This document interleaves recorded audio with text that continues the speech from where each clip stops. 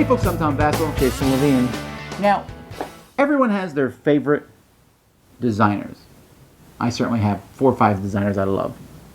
If I was picking a designer that is my least favorite, like if I see their name on a game, unfortunately it's Leo Calavini. Now, I'm sure the man is a very nice man. I've never met him. And a lot of people really like his games. But when I see his name on a game, he's the very opposite of theming, usually in games. Correct. Despite this, he has a very popular game called Cartagena, which I actually do like. I'm kind of spoiling that ahead of time. This game has been out for a long time. I believe it came out in the year 2000. Yes, it did. 2000. And it's about a bunch of pirates escaping from prison. They've actually made Cartagena 2 and Cartagena 3. 2 was a variant. 3 was a completely different game. But this game has actually been re-released a few times. Yeah. I believe there's been a copy that's come out in the last couple of years. So let's take a look at how it plays, and then we'll tell you what we think.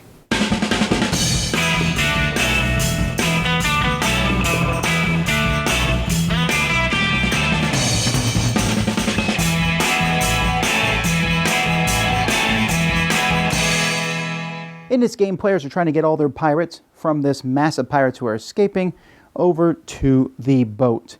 Players are going to start with a handful of cards that match the different symbols on this track.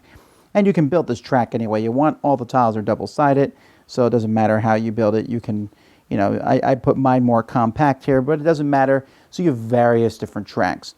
On your turn, you can take 1 to 3 actions.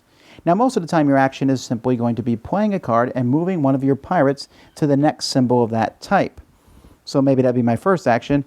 My second action would be to play another key and move another pirate, because he'll skip this first key because somebody's on it. You always skip a spot where someone is.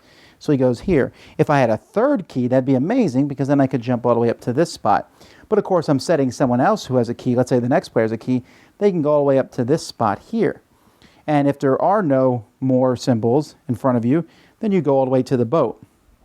Another thing you can do on your turn is you can move backwards, and you move back to the first spot where there are 1 or 2 pirates. If there's 1 pirate there, you draw 1 card. If there's 2 pirates there, you draw 2 cards. If there's a 3 pirate, you skip those. So you go back to the first group of pirates, and that's how you draw cards.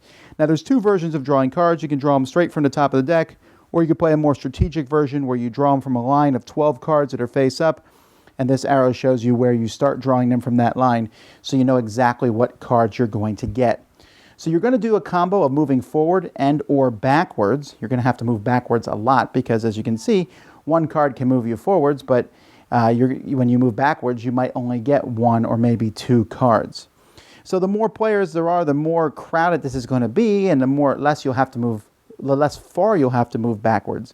But you will continue taking turns around the table, taking 1 to 3 actions on your turn until one person has all their people in the boat, in which case they drive away and win. Yay! Okay, so in this game, you're a bunch of pirates escaping from prison through a tunnel. The theming kind of works, right? I mean, it is kind of... It's a thin theme, but who cares, because this game is just a simple game. Yeah. There are games that are like this, but not a whole lot, that are essentially... This is essentially a race game. Yes. You're trying to get your pirates out, and you are trying to... It's almost like you're playing leapfrog. Yeah. You gotta be careful as you play games. You want to get the nice hand of cards, but at the same time, you want to go to the end. In fact, Cartagena is almost like adult Candyland, if that makes sense, because you're playing a thing to go to a space, but if someone doesn't have space, you go to the next space. Yeah, I mean, I sort of relate it more to Hare and Tortoise. I understand that. It is similar to Hare and Tortoise, where you go back to get cards to go forward, but Hare and Tortoise is very mathy.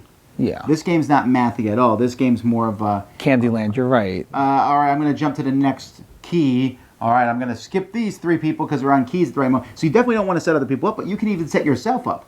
You can say, okay, I'm going to move onto these ones that are these symbols, and then I can jump all the way up really far, as long as no one else does it too. But they might, and if they do jump over you, you can then jump over them.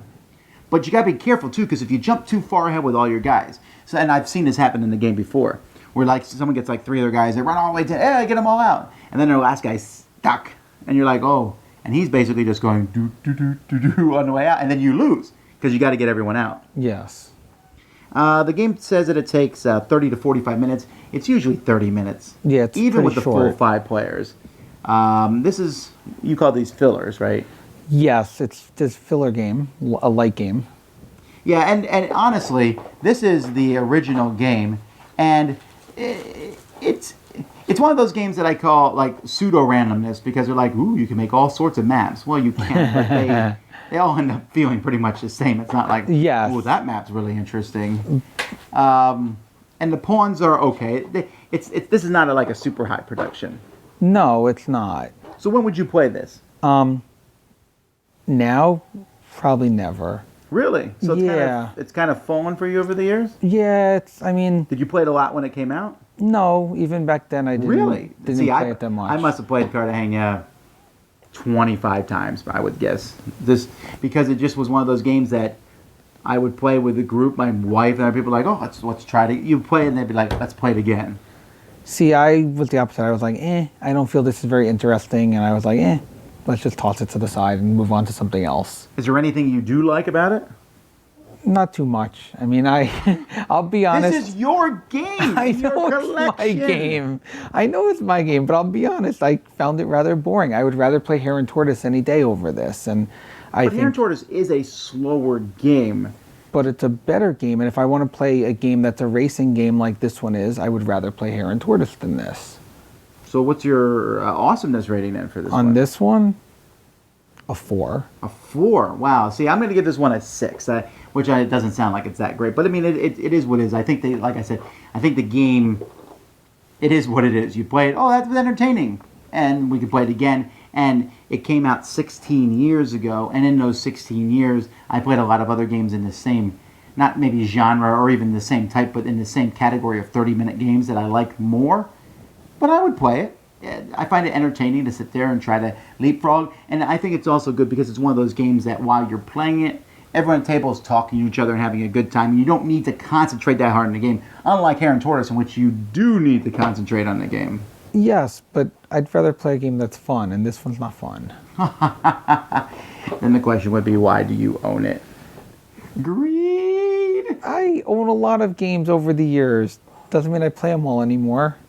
Well, again, like I said, there's newer versions of this. It is possible to find this. If this does look like one interesting to you, it's still around some way, somehow. And I'm sure that you can find a copy of that. And that is Cartagena. I'm Tom Vassell. Jason Levine. Thanks so much for watching the Dice Tower videos. Find more great videos and reviews, as well as our top-rated audio podcast at Dicetower.com. You can also find other great shows at Dicetowernetwork.com. I'm Eric Summerer, and you've been watching The Dice Tower. The Dice Tower is sponsored by Cool Stuff Inc., where you can find great games for great prices. Cool stuff in stock. Check them out at CoolStuffInc.com.